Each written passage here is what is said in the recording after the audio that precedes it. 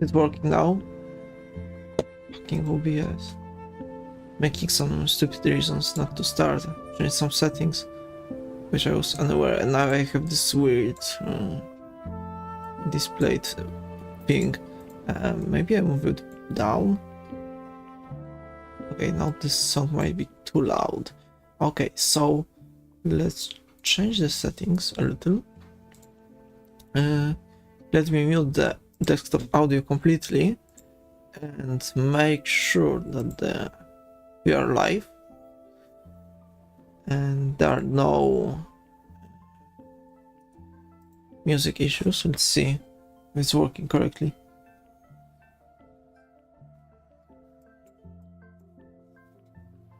Okay, the background music can be a little louder.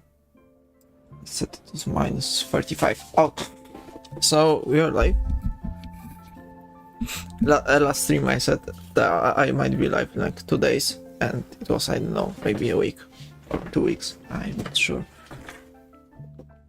Today I have this kind of project, personal project to work on. Let me quickly share today's stream on my Discord and some social medias. Wait, that's the old stream.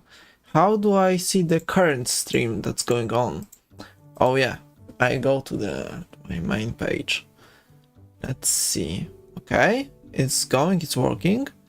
And there shouldn't be any lag, I think. Let me set the replay to 140p. I don't want to have any lags and internet issues. Okay, so mention live, first channel, and okay, let's send it also to the other server. Where was this channel? Promo? What was this? Okay, I think now we can start. I changed some settings because Discord had some, I don't know, weird issue where it's to reset all my video settings and export ones. So I'm not sure about the lag or the quality. I increased the bitrate a lot and decreased the latency. Not sure how it will work out. Let's see the lag. Okay, it's quick. It's much better than the previous streams. So I have this project here. Let me quickly pull off the chat. Can I pull the window inside the OBS? I cannot. Okay, so it has to stay here. Now let me pull off quickly my reference folder, and I've changed the background music this time. I found this really cool mix by Totomori, Shoreline Mistward. Really cool and chilly, not like the previous elevator music. I hope you enjoyed that. Something was messed also with my voice settings in PNGTuber Plus. Let me fix it quickly. Okay. I'm not sure what's going on. I'm not sure what happened, but a lot of software recently got like messed up on my PC, so I'm not sure what's going on.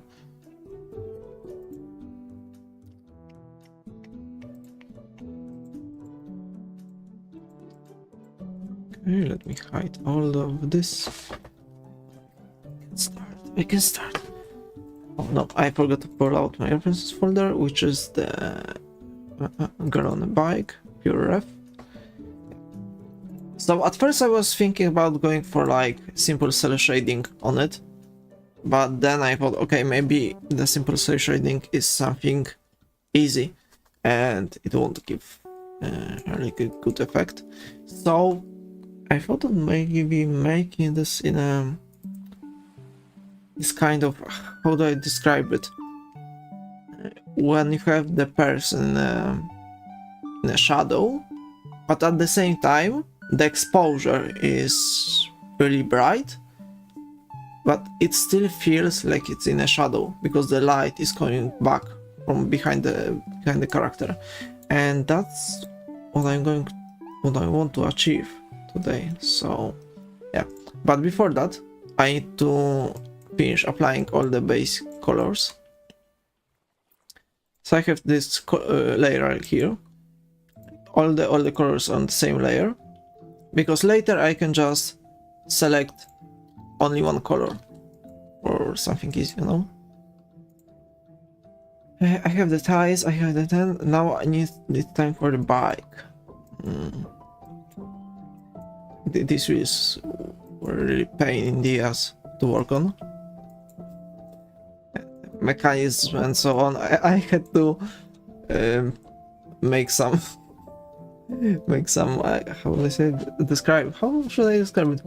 I faked some of the parts over here because I couldn't find any picture of this exact bike to like figure out what's going on where.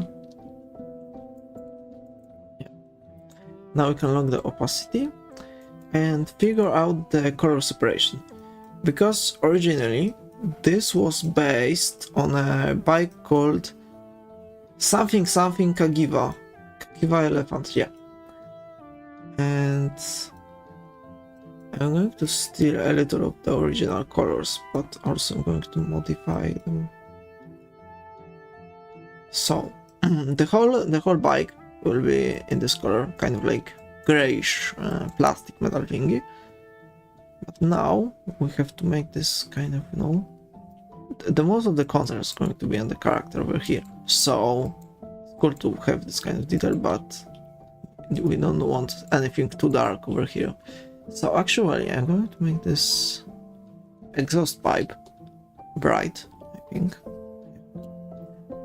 Something kind of like still light, so we can have pretty cool reflections over here.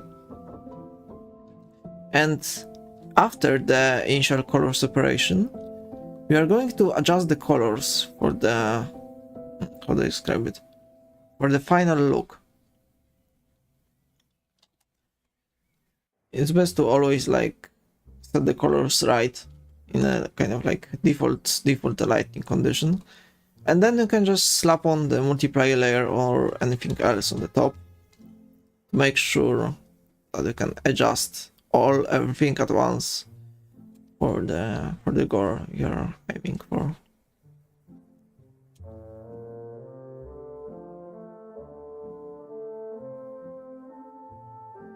Yeah, because I could of course do everything right now, making all the colors actually the way I want them to do, like kind of dark but also exposure, but that would make much time, and it's all about optimization, you know, when you want to have the project done in a reasonable time frame. Okay.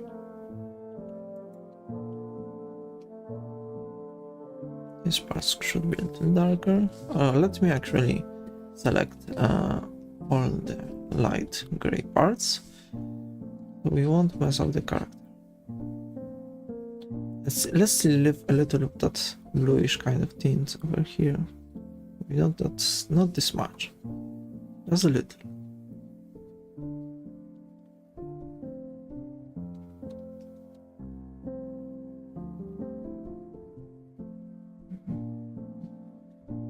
Just a little of that contrast going on here. Just some basic color separation. So let me check my this again. Yeah. So in the basic design, this part is always bright, no matter the coloring of the bike, but this part is often dark. So we can use this dark. It's even darker dark. Maybe like this one, yeah. No, it should be around the same as the wheel. Maybe slightly even darker. Let me see. Quick visualization. It's not popping. It should be something around those lines, like preferred down to the black, I think. You could ask why I'm not filling it up like that, or even like that, because it's not filling under the middle lines, so I kind of don't like this approach.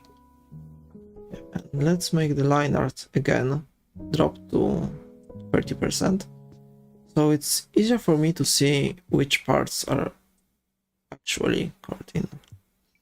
Because later, when you change like the opacity of the line art layer, it all starts to fuck up if there are no fillings behind those ink lines.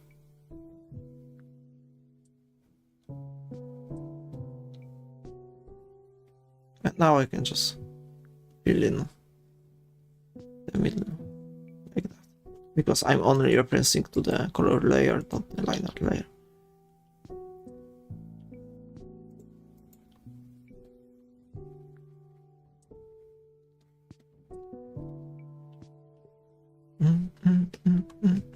Now we can use this part here.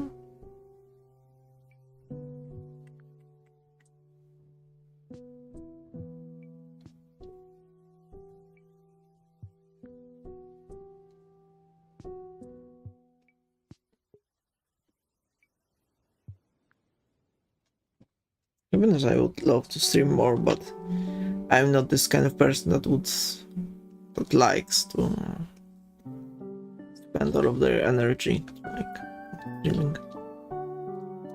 Just something, just that I sit down and I feel like, well, I could go and stream today.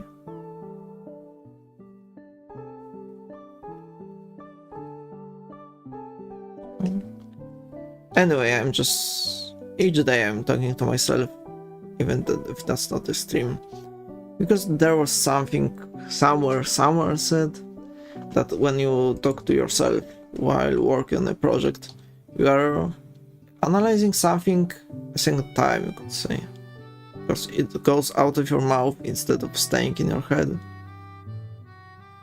So your mind has a second chance to analyze the thing.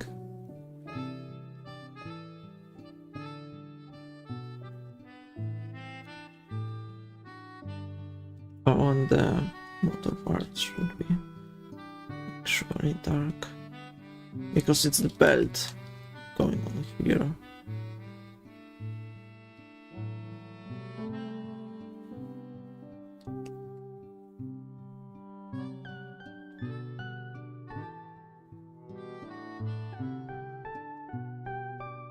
I'm not even sharing this stream on my Instagram, because people always see it too late, so I just have to subscribe once live to see those notifications. My reaches on Instagram are cut so much, so it's really disheartening to work on a project for a few months, then post it on social media and like 4 likes. Man, what a time to be alive.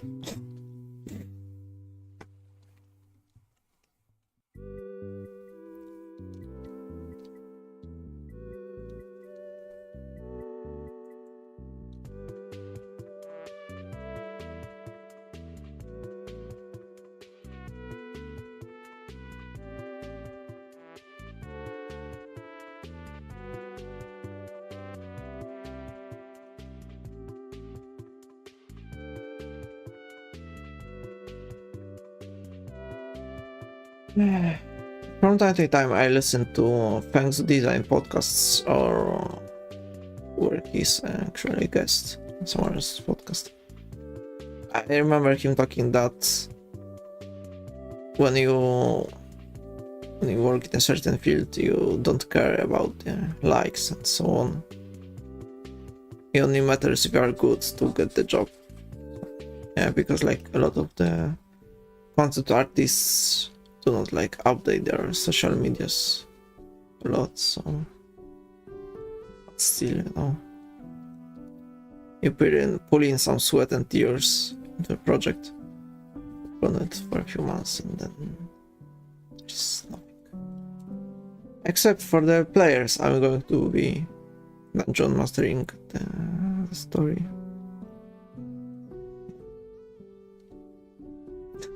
Or even because I'm a D&D game master, I often I haven't played D&D as a player, but more than that I do it as dungeon master, so there are a lot of things that it takes a lot of time. It's rewarding a lot, but it's not rewarding in the concept that you can really tell it about other people, like how you enjoy it, or how other people have enjoyed the story you have created or you have scripted. Yeah, I might tell my parents about all the things that my players are theorizing on. They are working on the planning and how the 5D chess are always 2 steps ahead, but something that only you and your players will understand, and maybe someone else that's kind of watching the projects.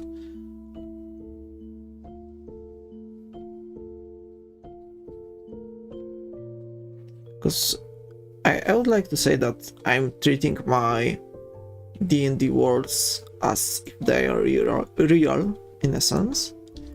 Like, how should I describe it? Like if even the NPCs are real in the sense of this certain world. So me as a game master, I don't want to see the bad ending. I don't want to see everyone die in this, this story. Because maybe the gods don't want that too. So that's just a weird autistic thing. Doesn't wait. There should be space around here. Yeah, that's right. No, that isn't right. Only here. Yeah. But the worst part, actually, there are some bad parts when being a dungeon master and making your own custom story. But still, put in a setting where it's like a Forgotten Realms and not your like custom worlds and so on. Just like you are basing, still you are basing everything out of the existing things that people made up. I rarely get really bad players. Hello there, Hakama. Most of my D&D players are really good, really cool. Only just from time to time, from few months to few months, I get a black sheep. But it just happens. Okay, something is wrong over here. Yeah, this whole part should be filled, and this one shouldn't. There is this mistake.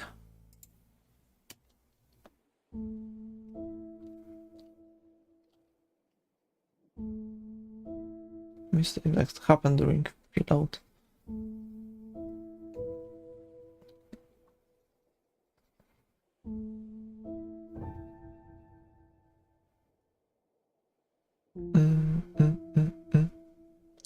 Okay, for a second I was worried that my mic isn't working because there is a new button that happened. I don't know, but I'm not sure what happened to the chat. You got like a violet crown next to your nickname. There are no money for the forest.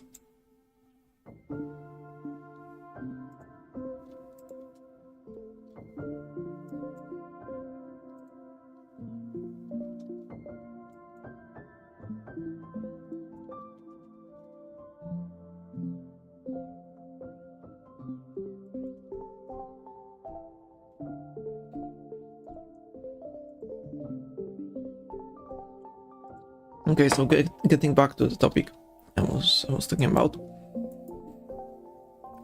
the bad D&D players. There are a lot of different types, but I could start by saying the ones that come from the 5th edition back to the other editions. They have some really weird misconceptions about the game. Their minds are somewhere else than they should be. Like they lived in a whole different universe all the time. Because, for example, I play a lot 3.5 edition or 3.5, which is complicated. It's like an Excel table with a lot of things going on, with a lot of books and compendiums, a lot of rules, that even after a few years on being Dungeon Master and player, you still forget some of the parts, you know? Still learn something new. So we kind of get used to it. Like there is a lot of information, and that's cool, because when there is a lot of possibilities, there you have a lot of things that you can work on with your characters and your words. There's a lot of places, say, to play around.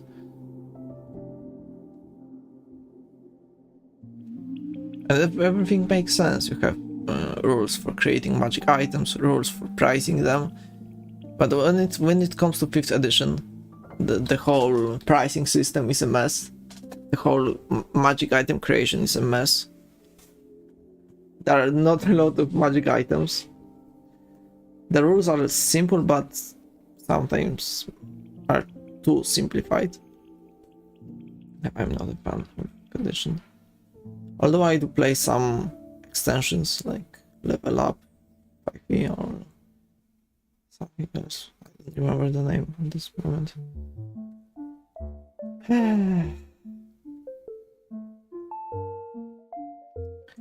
So the first bad, kind of, but the really entry level D&D players are the players from the 5th edition. Then you... Oh fuck, I didn't lock the opacity. Okay. So skipping over the 5th edition players that come to different systems or previous versions of the game, there are players who, which is a second category I would say, that are that are taking the game too personal. I don't know if there are probably some parodies on YouTube regarding this issue. But when a player doesn't differentiate between what's happening to them and what's happening to their character, like they're often making self-inserts kind of so that they cannot feel the difference of what's going on. And they often blame other players for things that they are doing, like because it's something immoral that shouldn't be done, but their characters did it because that's how their characters work, and it comes to a lot of drama, and it's somehow connected to the 5th edition players, because that's something that happens often with them. Everything comes to that being harmed with the 5th edition. Yeah, the players who cannot differentiate between reality and fiction. That's the second type of the really bad D&D player. Let me see quickly my reference. This part should be light or dark. In the initial sketch, it shouldn't be dark. It should be slightly darker than this color. No, slightly lighter, because it's here my name. it's going to be. So it could be actually almost white, to be honest.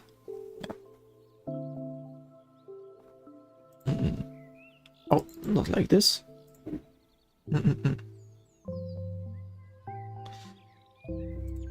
There are also players who like to cheat. Okay. Cheat in a board game, it's it goes hard, you know. But these players actually are rare. It's something that's being done on a really small level that a lot of players wouldn't realize. Except some of the Reddit stories I read where the players, where the player actually cheated on the in the script of the character sheet on Roll20 when he put in the rolls that he wanted to get due to some macro possibilities to edit. But these are rare because there is no point of cheating in a board game. It's not anything competitive. Another type of player, let me think, which is bad to like play with or be a DM dungeon master for.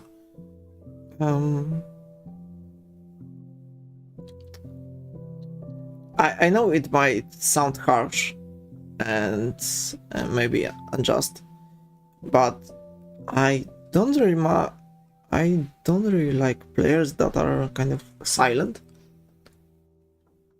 that just come to a game, they almost say nothing. Me as a dungeon master, I try to make some interactions with the NPC and other players to make them open up, but they still kind of stay silent. That kind of makes me uncomfortable as a DM, because that feels like, okay, maybe they're not having fun, I don't know, why they're staying silent, because there is opportunities for them to talk. I give them these opportunities. And it's one of the kind of weird things. And there's also this kind of another type of player, which is hard to name, to be honest. This kind of player is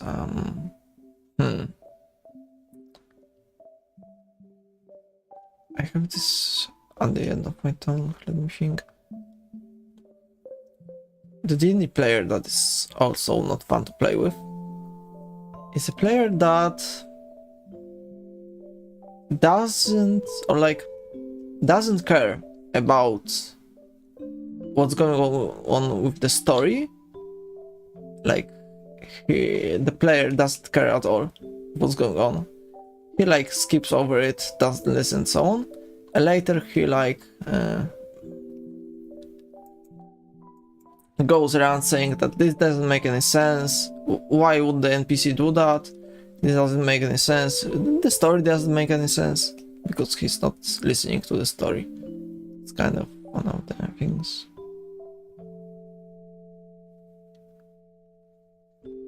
And sometimes it's like the player could listen, but at the same time the player still say these things. Because, for example, they're going to complain. That's okay, but I told him that, and how would the NPC know about my plan, about the things that I stashed in my backpack?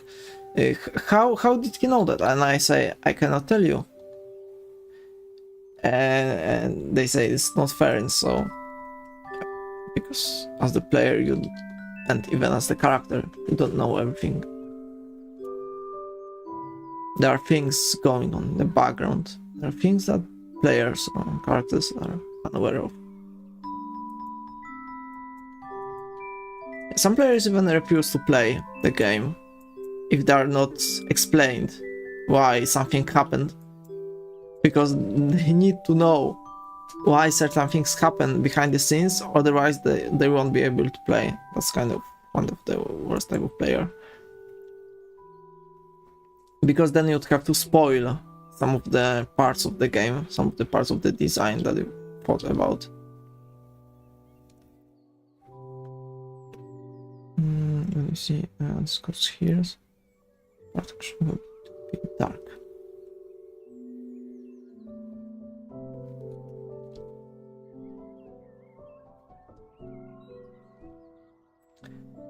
I heard that people often have issues with like overly extrovertic or more like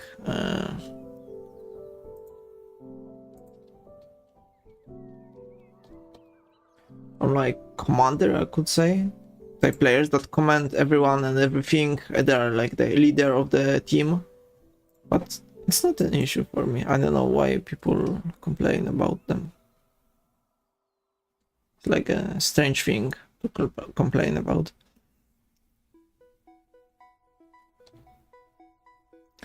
For a dungeon master, it's actually easier if there is a leader in the player group, because it speeds up a lot of the parts on the decision-making thing. Because there are often times when you say as a dungeon master, okay, so the situation goes like this and like this, your options are this and this, and then you say, okay, so do you want to go to point A this morning, or tuck it out and do something else? And there is silence, radio silence, no one says anything, and I'm waiting, Windows 2 passes, and I say, and I try to push up the conversation, this stays silent, it's the worst. So I like when the players are like, kind of like leader-like and decisive. And yeah.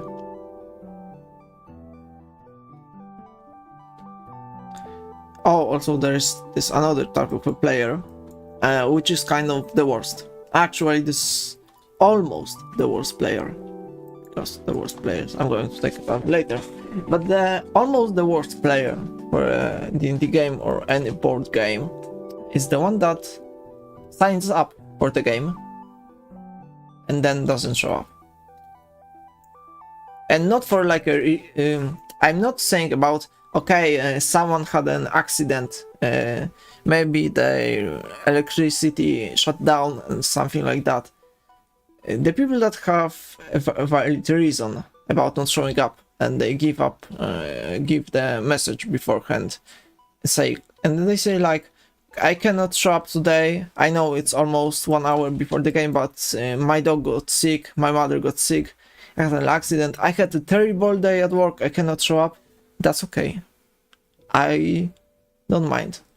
I know that people live different lives, and yeah, I'm glad actually that they notified me, even just an hour before the game. But the worst play is actually that doesn't notify you, that says nothing.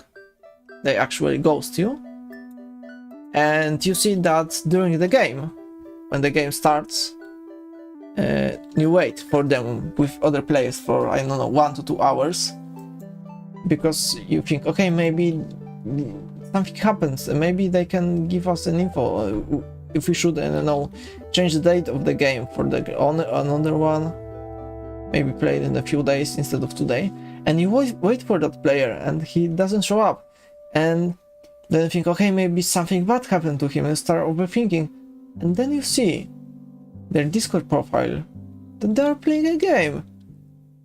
I don't know, or maybe something League of Legends, or another stupid game, and you just kind of like feel that empty inside because you work hard on this campaign for a few months, and then a player that declared to be and declared the hour is playing the game, is ghosting you, and the worst thing is when the player actually does that for a few sessions. Because like, we are adult people, most of my players are adults. So what's so hard about saying, sorry, something changed in my life. I cannot participate in the game anymore. But instead they go the hard fucked up route when they ghost you and play games instead of coming to the game. No. That's kind of almost the worst indie player.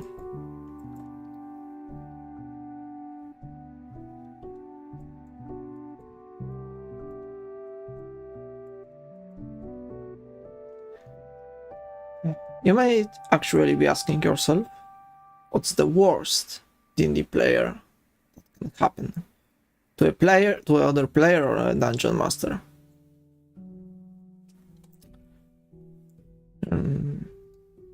The opinions might be different from person to person, but to me is a player that affects everything that happens before or after or between the games.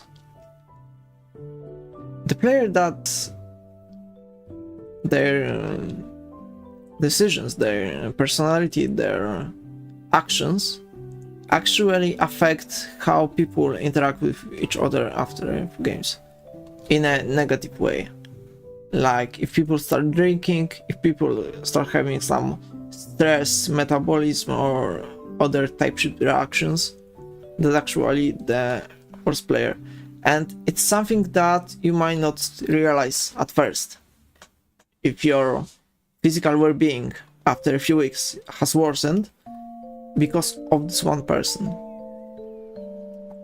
or maybe more like their personality during the game. It's not easy to notice because there is a lot of things going in life that you can may think about. Okay, maybe that's because I'm having troubles finding a job. That's all because of that. And then finding a job and you see this problem here appears, so you start thinking and start noticing what's going on. It's a good thing to listen to your players, to their concerns. Really more think about it.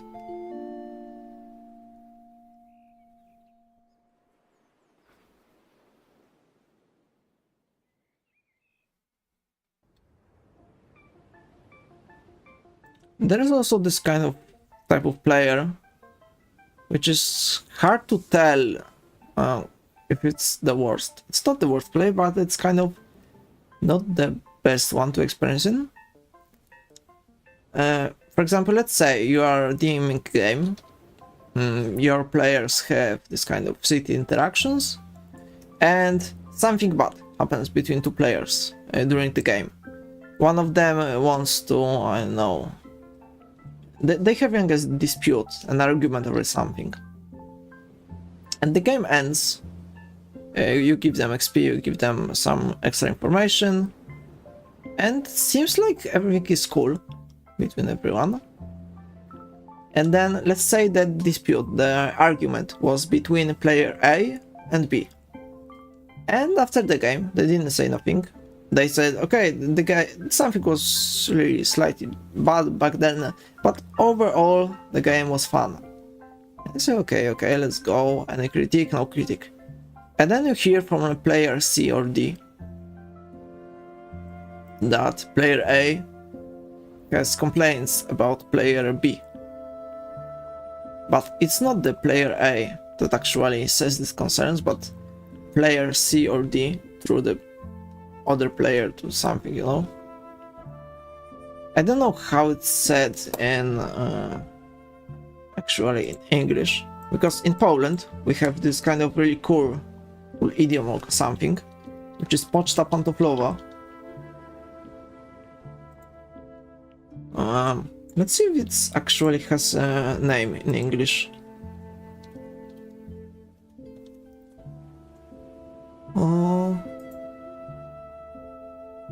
Word of mouth, bush telegraph, jungle telegraphs. Okay, grapevine, maybe that's it, grapevine.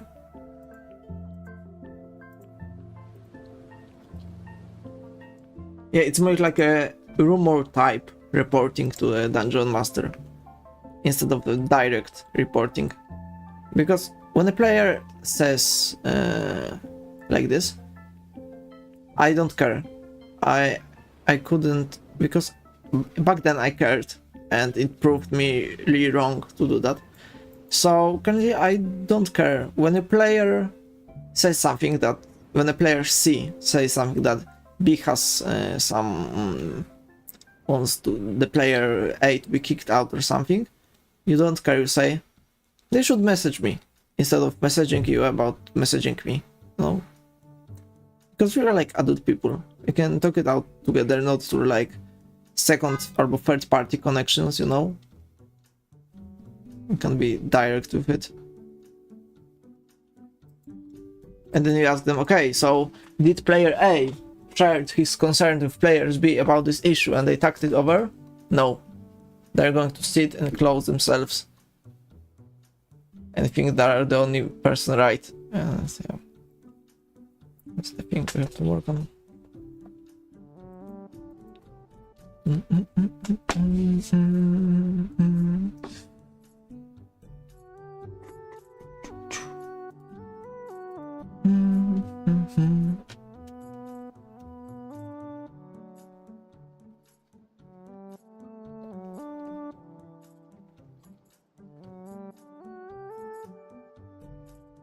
And to brighten up the mood, what's the best D&D player actually?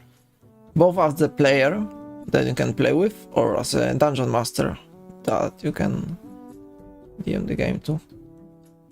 I think that would be the player that actually plays the game, has no complaints other than the actually precise critique, not like unprecise when they say the combat was too long, but the player that says actually, okay, the combat was too long because there were too many enemies, because the system allows something and maybe the spells and something, you know, that they kind of give constructive critique so we can actually improve the game over time. And the ones that actually prevent other players from staying silent during the game. The ones that notice before even the GM that they are maybe kind of backed out, you know, they're shy and they're pushing up their role-playing skills to like make others to open up. And yeah, the best game happens when all the players are kind of like in a sync with each other, that they are friends not only during a game, but they meet between games to play something else. And when the roleplay happens, they start roleplaying without even the dungeon master intervention. Like, the game plays itself. The dungeon master can lay back and just listen to what's going on. Kind of one of the best feelings. Especially when they're discussing some in-game story plot or plans.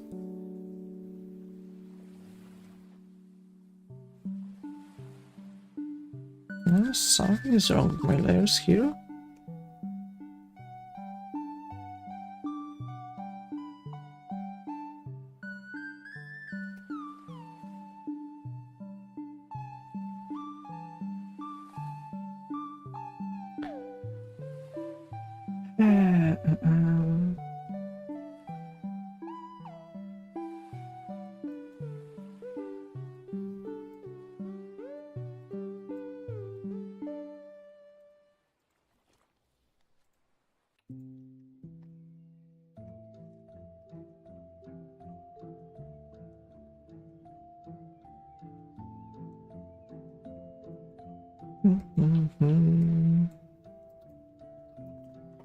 Afraid this orange doesn't fit this place at all.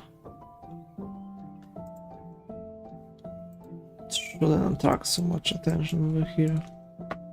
Let's swap it for this. And the bar actually shouldn't be bright. It'll be more like darkish. Maybe too much tolerance.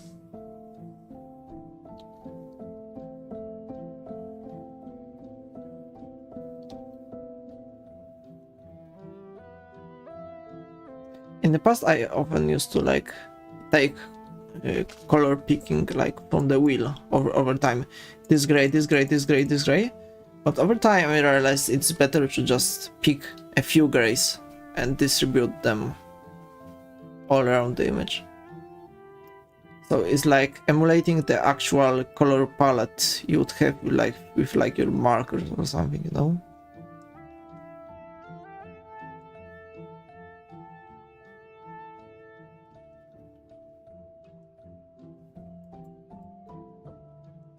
Okay, let me see how they actually separate the part of the seating in the original design. The seating was always darker than the rest of the vehicle. So let's take this color and make sure actually that the seating rolls up to this.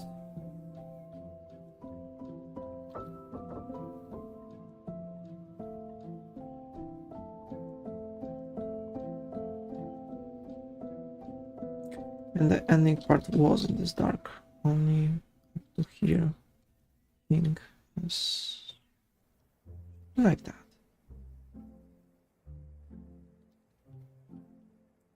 Right, that's cool. And now, as far as you remember, the part here is also the scenic one. Or just where the crouch goes, this part here.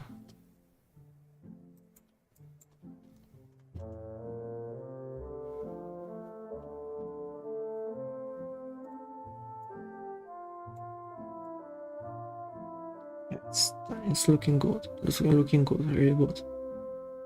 Let's break down the opacity again. Look at some more.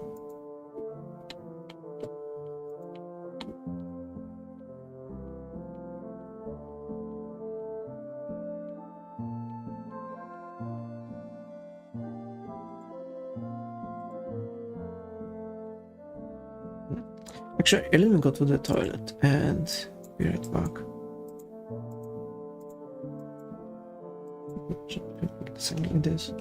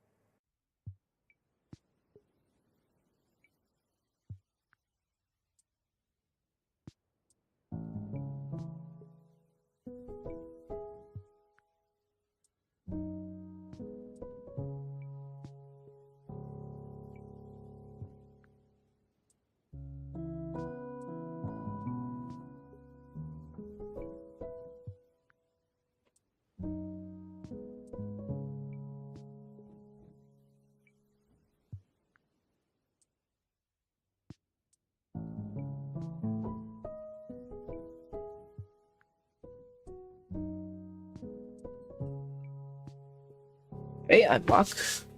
Let's see. Where did we left off? Let me change my music. Actually, we are playing music in the background.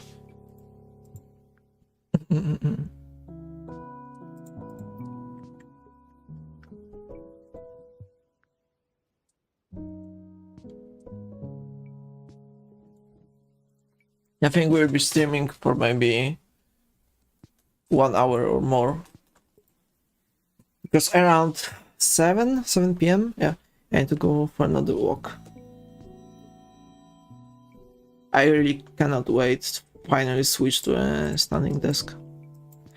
I actually put all the parts together, so now it only waits for me.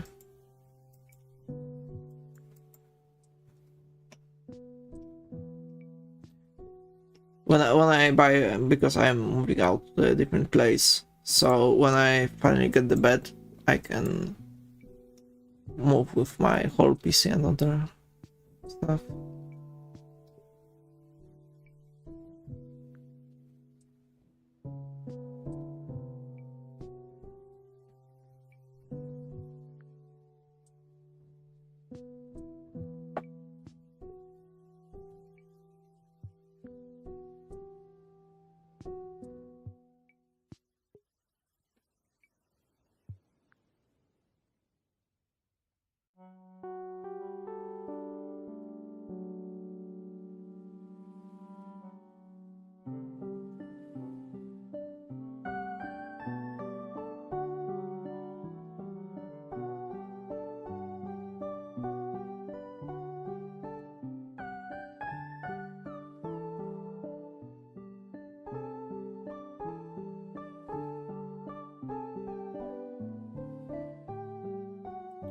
Yesterday I started to work on fixing my dopamine. Because like I realized that social media is sucking out too much of it.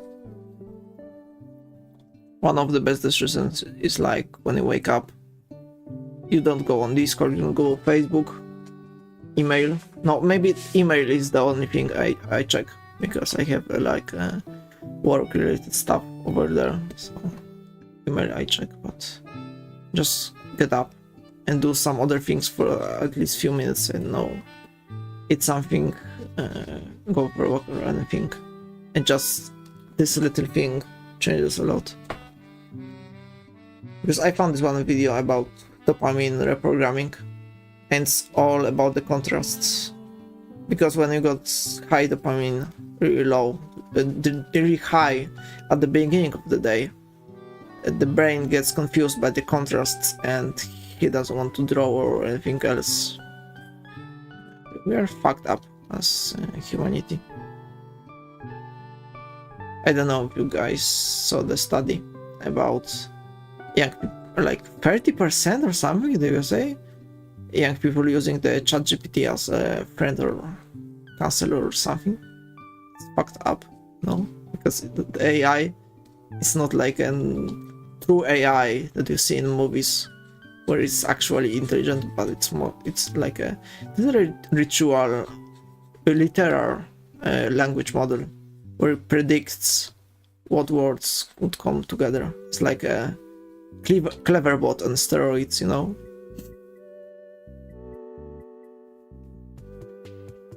And especially the Grok thing. Grok is this real fuck god.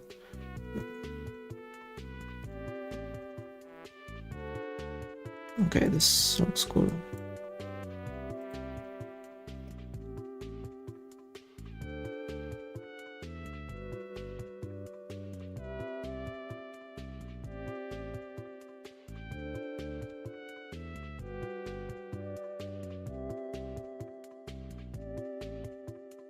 Really, to be honest, that might be a really controversial opinion. Really, or maybe not one much, because the laws, the governments, seems like they don't care much, or like they are kind of bought up with the money from the big tech companies. That they are not pushing up the regulations as fast as they could about the generative AI and training the data to be, you know, ethical. I wonder if maybe it's time actually where we need like a real life, no, Johnny Silverhand going with the explosives up to the generative AI company. Maybe actually that's it. I know it's the word on that starts on T and ends with ism, but is it really? Is it really? And the governments are the one protecting these bastards from stealing everything?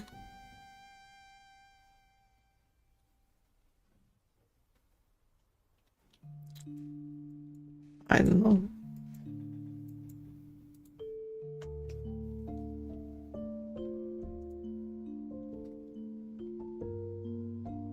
But you can guess.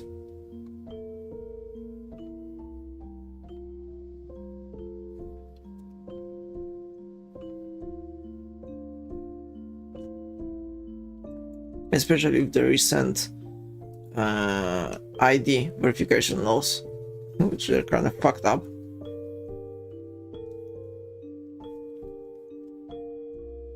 You know, that's it's just obvious that they don't care about protect the cheaters, or they think that's the best actually working solution to that, but it's really not. The British, the Great Britain actually started to censorship protests and other things, so it was obvious from the go things would end up this way.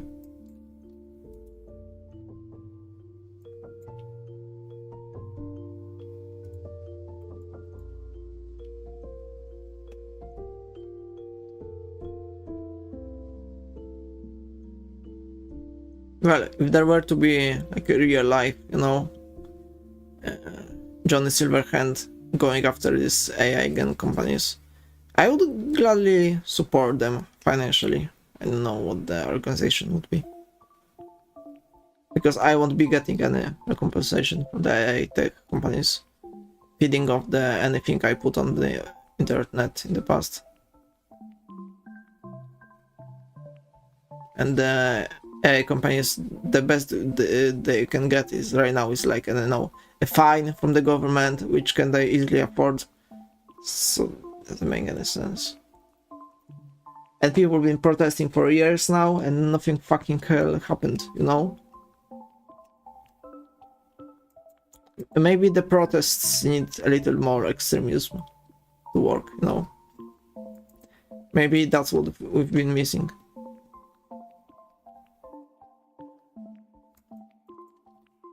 It seems like education doesn't work, protests doesn't work, ostracism doesn't work.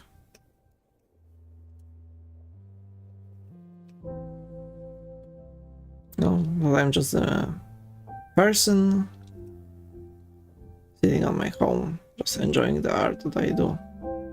Even if I get like 4 likes, and then my project will get to AI scraper that goes over the sites and turn this piece that I work hours on into like a AI slop. Because it's obvious that despite being called out, these companies still train on what's going put on the internet. Because when you, of course, you can also disagree with the Facebook be training your stuff on your art. But then there are these other companies that are scanning to the internet all the time. And there is actually proof, good proof of that. Because, for example, the ChatGPT image generator and other image generators start to turn yellow. Because AI spams the internet with slightly yellow images. It gets back again, fed by its own stupid slope, and turns even more yellow. It's like a feedback loop, because AI produces images much quicker than humans do. So it's like fills the internet, and it's no. I hope it's going to fuck up everything with these softwares. I'm fed up with seeing a slop on my feed.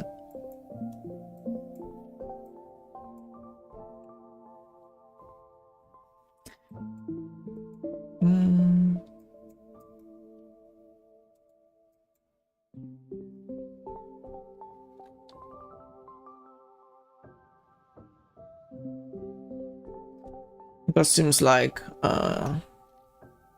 what was the name for it? DDoS? DDoS something? Seems like DDoS is always illegal, no matter the reason or the case for it. You cannot do that to the people that stole stuff from you. You'd have to wait years in a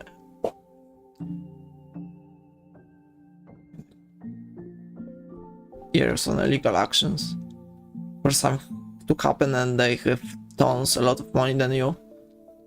They can hire better people, better lawmakers. fucked as an individual. That's why actually they did it, because as an individual, individual artist, you have like almost no real, let's say, low like firepower. So it's easy to steal from individuals for these companies, because they cannot really fight back except for making like a lot of protests. There are a few individuals that can come together because they earned a lot and they can afford lower repercussions. So, but it's only a select few.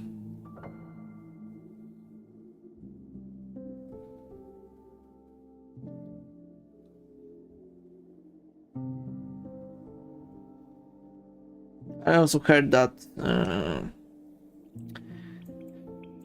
a lot of schools in Poland, especially the universities, push in the generative AI propaganda about it being a new tool that everyone needs to learn it, and actually gives tasks to students about using them. That's fucked up.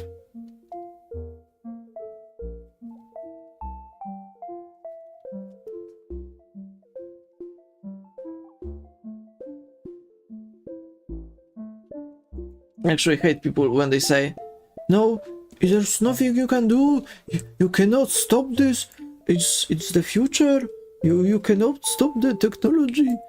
Are you fucking retarded? There's a lot of things you can actually do, and that can be done. The first thing that comes to mind, what actually the companies doesn't want you to hear about, is deleting the whole trained model, because it was analytically trained and put up to commercial use, despite it shouldn't be. So it actually should be deleted, and they don't want you to think about that because they're going to lose money that they made from stealing.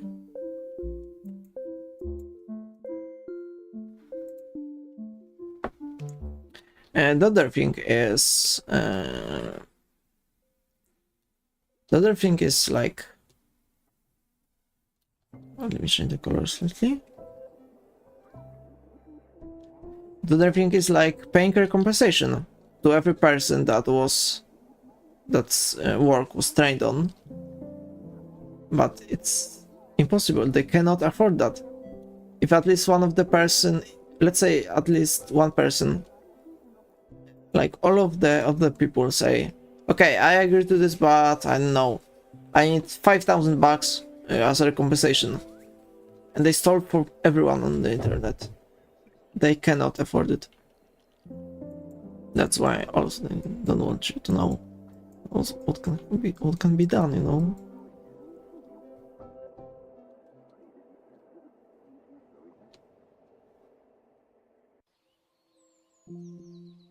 And it's not that I don't like generative AI. I like AI that was ethically trained, you know? Because if we go into the rabbit hole of unethically training AI, then we go to unethically trained, I don't know, or unethically invented some things, then we go downhill. We go really downhill into rabbit hole we don't want to go in. The old days, I don't know, 1600s or something, people did a lot of unethical things. No, like operating on the living brains and doing some crazy ass surgeries that wouldn't have any sense.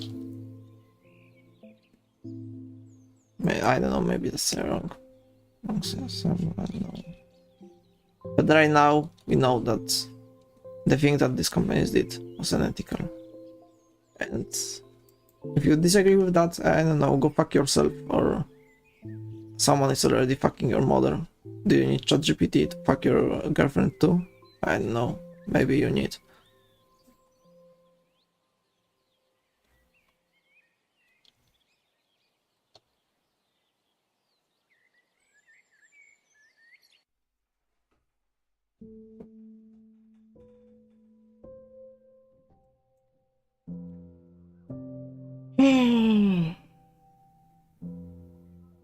When did we start this live stream? 1 hour ago. Not a lot has been done.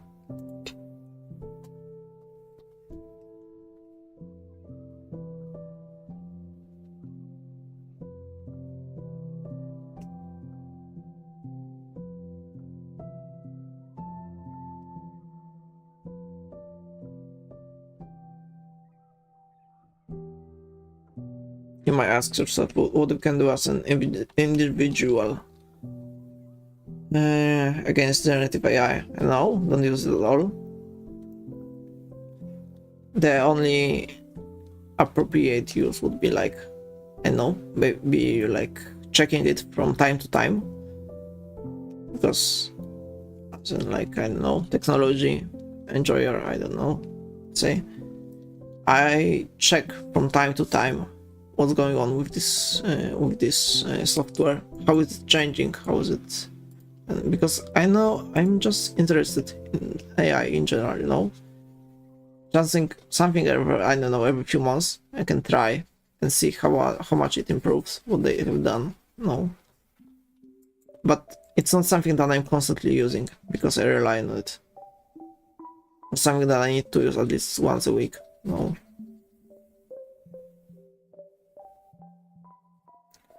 Or you can do something that will cost them money. For example, go to their site, go to the I don't know, generative AI text input, and start trolling, you know? Start messing with this fucking AI. Start giving it some really stupid things. Start feeding it glazed artwork. Or no, glazed public domain images. So in case it doesn't work, nothing happens, you know?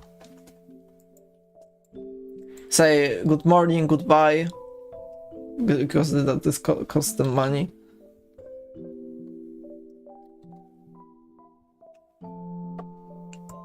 What else you can do? You can name people using the AI slurs.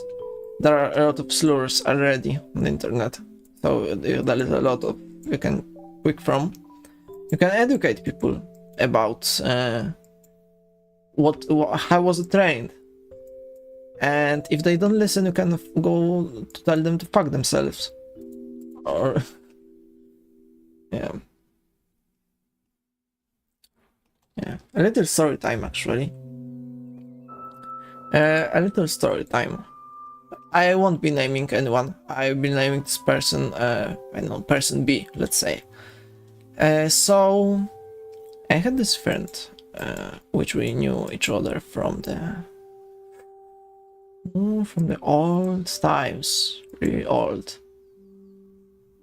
No, when it was even, let me think, how long ago we met each other. This year, yeah, I think it was around 1st to 2nd grade of primary school. We met each other, we became friends. We did a lot of, I know, projects together, and around secondary school, no, around middle school, we got in like kind of visual effects, some simple, I don't know, green screen, you know, type shit, editing videos, doing some creative but stupid stuff, you know. We shared a lot of different interests back then, and then we get to high school.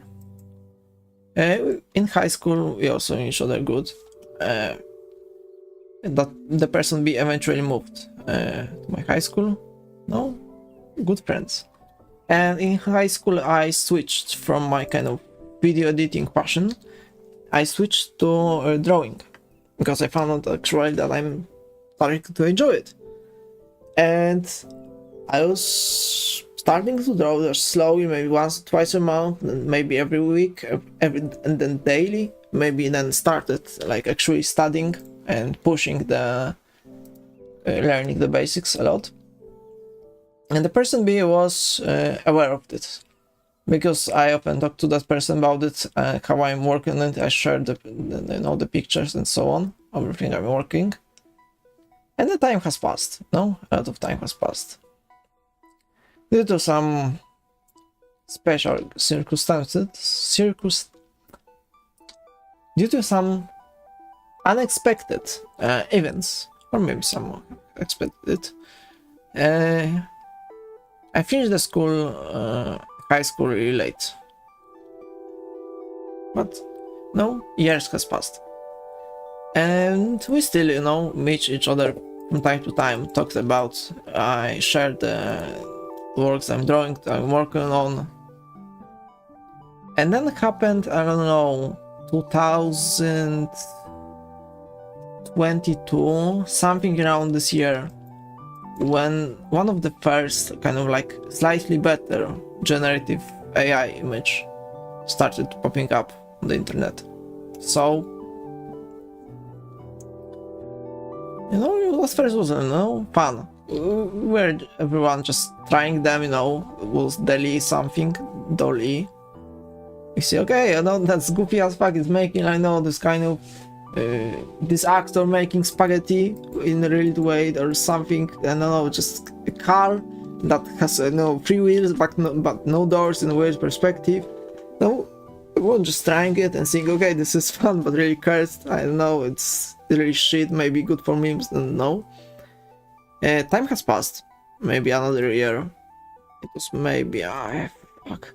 I have really bad memory about the years. Do we have right now 2025? I think so. Yeah, actually, let me check, it would be better, because the years are kind of important. Let me see quickly my... because I often connect like events with pictures that I took. So it's easier kind of for me to like connect everything. Yeah, 2021 was this. Yeah, we started. Things started to happen in 2022, and yeah, around I think it was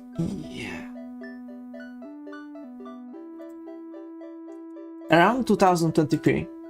The things about generative AI, how it was trained, started to surface slowly, and these models started to become a lot more popular.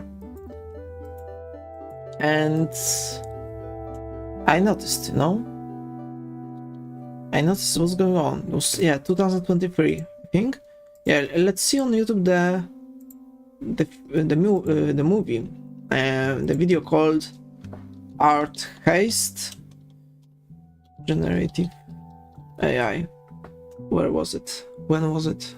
The video was called actually The Biggest Art Heist in History.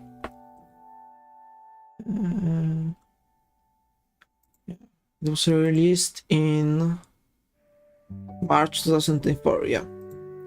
But actually it was something around the end of 2023 when these things started to, you know, like to surface. And I talked about with my friends and with this friend about that something, you know, something was fishy, you know. And then 2024 happened. And the person B was with me on a group chat. Because we have this kind of group chat going for years, you know. And their one friend, let's call him person C, started profiting of generative AI images. I think it was a year ago, or maybe at the beginning of this year, hard to say. And then I come up with the discussion that, and because the person C was kind of, I don't know how they describe it, kind of really left-leaning person, a lot about worker rights, and no, so that was kind of unexpected from that person that is using this Gen AI to profit. So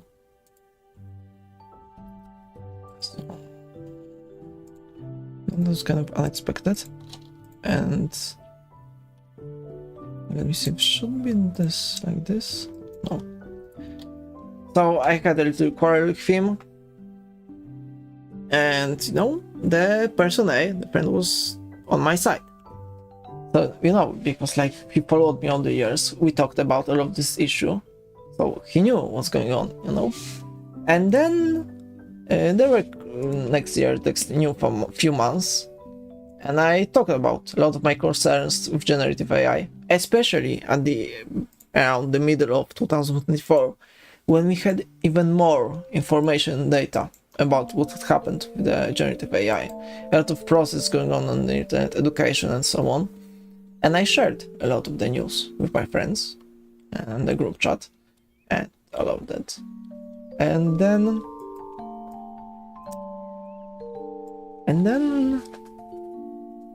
we were talking, I don't know, 2 months ago, or maybe 1 month ago. No, just a casual talk. And I don't know what we were talking about. Something with the taxes. Counting the taxes because there was some issue. And he said a response from ChatGPT. And I told him, you know, you can set the tarot cards and guess from it. It would be almost as effective as ChatGPT because, you know, it's hallucinating and so on. And kind of the quarrel between us, the arguments started. Because he started speaking to me like I was speaking with the Elon Musk bot on Twitter. Like, no, the future is here, you cannot stop it. If you don't use it, you would have to be like a caveman living in a cave. I was really surprised because, you know, I talked about it for years on the concerns about this kind of AI tool, but these AI models, you know. And I told him, I was talking about this a lot. Do you know how these AI models were created? Do you know what are the consequences, real life consequences of using them on you, on people around you, on the impact of it, environmental impact, and all these other things? And he started saying some, you know, stupid things like he couldn't care. Yeah, he doesn't care. And it was like he started talking to me like an NPC. You know, for example, when you approach an NPC in a fantasy game, and it's like the pre-selection dialogue, and you want to ask the something else, something out of the designed response way, the NPC won't respond to you because it's not programmed to respond to this specific question. And I had to ask him, I don't know, 11 times, how was it created? What are the consequences? And each time he was kind of like beating around the bush with some weird stupid ass responses, not answering to my question. So I said finally, okay, so you don't know. And he said something that he actually doesn't know. And I sent him the Wikipedia link with the controversies, how was it created, for the things, because it's a really good article in English. There are a lot of high quality sources cited there. And I know, minutes passed, and he responded, nothing interesting. I was like, what the fuck do you mean nothing interesting? And I said, nothing interesting about the energy consumption, the way it was trained without the consent of millions, hundreds of millions of people. How much what's the operational cost of this kind of models? How much energy, water, and so on it consumes? How is it impacting the workplace? A lot of different companies. How is it affecting finances, and so on and so on? And I said something along those lines. No, the issue with it is so big that one of the biggest one of the recent years, along some wars we had going on the close east, you know. And he said that Sam doesn't care. He would care more about some stupid as fucking shit, some war from 2004, how young people died here. And I said, you were fucking, I don't know, because I thought he was stooping, he was fucking 5 back then. How could he have an impact, real impact on the things that were going around him back then? And then he said that all of the professors and everyone, the university uses it. I said they are stupid ass motherfuckers. And it was like, you know, and he said I was really negative about AI, which is really funny. It was like, I explained to him that I'm not a negative with AI. I really enjoy AI, but I enjoy the AI that was actually ethically trained, or AI that was made to help humanity. Like, you know, you have analytical AI, you have AI that detects cancer cells, you have AI that generates protein things for the body. I'm not a specialist for that, you know. These things actually help us, but then you have the generative AI, which doesn't solve anything, costs a lot, exploits people a lot, has real life consequences of using it on your brain, for example, and that can be actually be seen with the heavily oriented AI users. Their brains deteriorate, they don't have opinions of their own. Yeah. I said to him, I know this word actually has a translation to English. I called him a slur that I like to use. It's like a very fun word to me, even if it's a slur. Let me see. Something around the lines of a faggot or something. It was kind of a reference of how he's being fucked by the companies using him. And then I just blocked him, you know. Friend that I knew for like, no years stabbed me in the back with using generative AI, despite me being really educative about that for years. You know, that's really kind of fucked up, you know.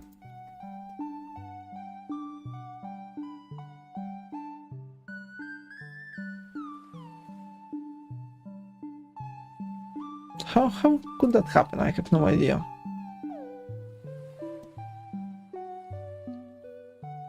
You are a friend with someone, you experience someone's working for the art for something for years.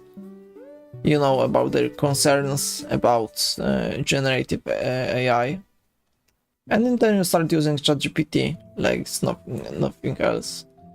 You start speaking a lot about the you talk like a NPC locked in the AI propaganda, unable to explain how this thing you are using is working. Do I want to make this like this, maybe? No, I don't want to make it over-sexualized, even though I'm showing the belly. Yeah. I think we are more done with the flats. Except there's one part that I'm going to add up later, because I have to render this whole cloth, but then I have to add these white stripes, you know? It would be easier to first render it, and then add these white stripes with overlay layer or lighten layer. But now I want to improve on the actual coloring thing, because I have this kind of reference, kind of like a style reference image that I'll try to improve. So I'd have to make a study first of this style, where it's like in the dark, but also bright. Okay. It's been almost an hour. That will do for now. Yeah. So thanks to everyone that hopped by and listened to my nerdy rambling about D&D and some AI Bros issues. I don't know when the next stream will be. Maybe in a year, 2 years, 3 years? No, maybe in a month or more. I don't really like to stream a lot. It's FEC that something has changed by not the rigging but the voice detection. So thanks to everyone that joined, and thanks to everyone that listened, because I see that some people listen actually to this live streams after the end. So yeah, that would be it. I need to work out the things that I remembered again about the AI world propaganda. Taking 2 walks a day is good. Maybe 3 is even better. So yeah, thanks for tuning by, and see you back maybe in maybe a few days. Who knows? See ya.